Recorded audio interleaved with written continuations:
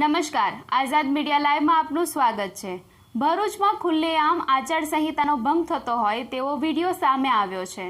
આ વિડીયો ભરૂચનો હોય તેવું કહેવાઈ રહ્યું છે। જો કે આઝાદ મીડિયા લાઈવ આ વાયરલ વિડીયોની પુષ્ટિ કરતું નથી।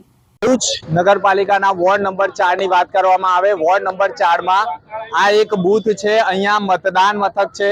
ખાસ વાત કરીએ તો મતદાન મથકની બહાર જ એક બૂથ ઊભું કરવામાં આવ્યું છે। તમે જોઈ રહ્યા છો મોટા ભાગે જે ભાજપનું કમળ છે એની ઉપર નંબર લખીને આપવામાં આવેલો છે। અહીંયા આચારસંહિતાનો સીધો ભંગ થાય છે। ખાસ વાત કરીએ તો અત્યારે આ વિડીયો ભરૂચ જિલ્લા કલેક્ટર સુધી પહોંચશે, કારણ કે જે બૂથ હોય છે તેનાથી 100 મીટર દૂર હોવું જોઈએ।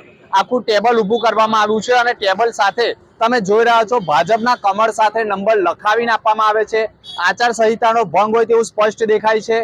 ક્યાંક ને ક્યાંક વાત કરવામાં આવે તો ભરૂચ જિલ્લા કલેક્ટર કચેરી માટે પણ આ એક તપાસનો વિષય છે। અત્યારે પણ એક ઈવીએમ મશીન સાથે ફોટો વાયરલ થતા ફરિયાદ દાખલ કરવાની કવાયત કરવામાં આવી છે।